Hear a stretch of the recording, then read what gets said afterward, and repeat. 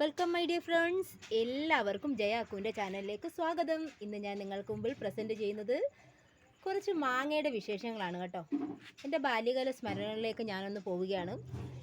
അത് പോയതെന്ന് പറഞ്ഞാൽ ഇന്നലെ എൻ്റെ ചേട്ടനും ഫ്രണ്ട്സ് എല്ലാവരും കൂടെ അവർ മാങ്ങ മരത്തിൽ കയറി പറിച്ചു കൊണ്ടുവന്നതാണ്. താഴെ ഇട്ട മാങ്ങയല്ല, അതിൽ കുറച്ചൊക്കെ പഴുത്തത്. ഇതൊക്കെ ഞെങ്ങ് കൊള്ളുന്നതാണ്. ഞെങ്ങ് കൊള്ളുന്ന മാങ്ങ കൊള്ളൂല്ല, അല്ലാത്തത് വിളഞ്ഞതും പച്ചയൊക്കെ താണ്ട്. ഇവിടെ നമ്മൾ ഫാമിലി പരീക്ഷണങ്ങളെല്ലാം കഴിഞ്ഞു, അവരെല്ലാം വീഡിയോയ്ക്ക് നിന്നില്ല. മൂത്ത മോനൊക്കെ കഴിച്ചതിൻ്റെ ബാക്കിയാണ്. പിന്നെ നമ്മൾ താണ്ട് ഇപ്പം ഞാൻ വീഡിയോയ്ക്ക് വേണ്ടിയാണ് മാങ്ങാവെള്ളം ഉണ്ടാക്കി.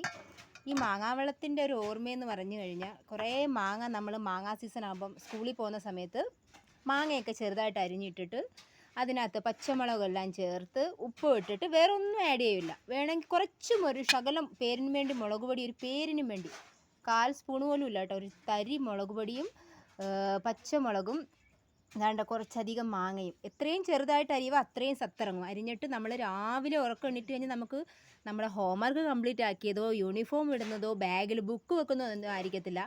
മാങ്ങാ സീസൺ ആയി കഴിഞ്ഞ് കഴിഞ്ഞാൽ ബോട്ടിൽ നിറച്ച് മാങ്ങാ വെള്ളവും മാങ്ങയും കൊണ്ടുപോകണം. കാരണം മിക്ക ഫ്രണ്ട്സും ഇത് കൊണ്ടുവരും. ചോദിച്ചു കഴിഞ്ഞാൽ അവരുടെ ഏറ്റവും അടുത്ത ആളുകൾക്ക് കൊടുക്കും. അപ്പം നമ്മളും വിചാരിക്കും നമുക്കും കുറവൊന്നും വരരുതല്ലോ, അങ്ങനെ നമ്മൾ കൊണ്ടുവരുന്നതാണ്.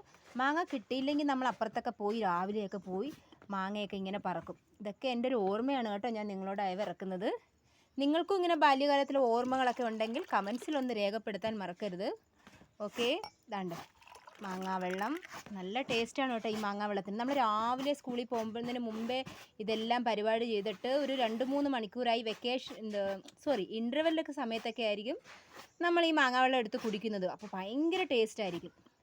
പിന്നെ മാങ്ങയെന്ന് പറഞ്ഞു കഴിഞ്ഞാൽ, നമ്മൾ മാവിൻ ചോട്ടിലൊക്കെ മാങ്ങ പറക്കാൻ പോകുമ്പോൾ ഇങ്ങനെ ഉപ്പും മുളകൊന്നും കൂട്ടിയൊന്നും കഴിക്കത്തില്ല. ആ സമയത്ത് നമുക്ക് പുളിയൊന്നും വലിയൊരു പ്രശ്നമുള്ളതായി തോന്നിയിട്ടില്ല. പക്ഷേ ഇപ്പോൾ എനിക്കിങ്ങനെ അരിഞ്ഞ് വെച്ചിട്ട് ഉപ്പും മുളകും ഇട്ട് കഴിക്കുമ്പോൾ കൂടി കുറച്ച് ഫീൽ ചെയ്യുന്നുണ്ട് പുളി. എങ്കിലും ഞാനിതൊരു കഴിക്കുകയാണ്. ഒരു മിനിറ്റ്.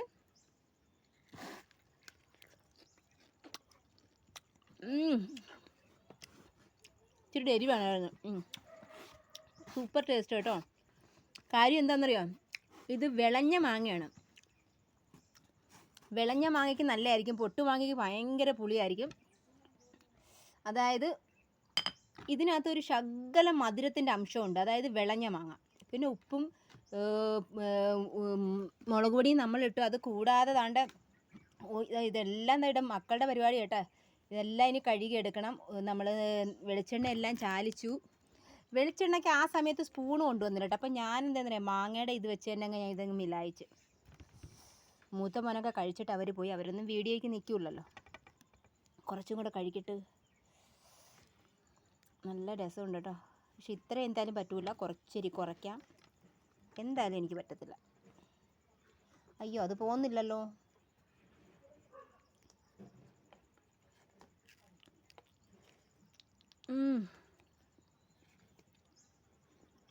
സൂപ്പർ. എന്തൊക്കെ വേസ്റ്റ് കേട്ടോ, കഴിച്ചിട്ട് ഓരോരുത്തർ ഇട്ടിട്ട് പോയിരിക്കുന്ന. അടിപൊളി മാങ്ങാവെള്ളം. സ്കൂളിലൊക്കെ പഠിക്കുന്ന സമയത്ത് കുഞ്ഞുകുഞ്ഞായിട്ട് അരിയായിരുന്നു കേട്ടോ, നല്ല സത്തിറങ്ങും. അടിപൊളി മാങ്ങാവെള്ളം. ഞാനിത് കുടിക്കാൻ പോവുകയാണ്.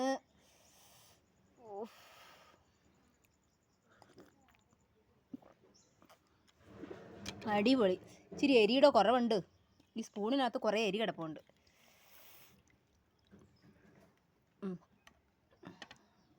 ഇപ്പം കുഴപ്പമില്ലല്ലേ, ഇപ്പം അടിപൊളി.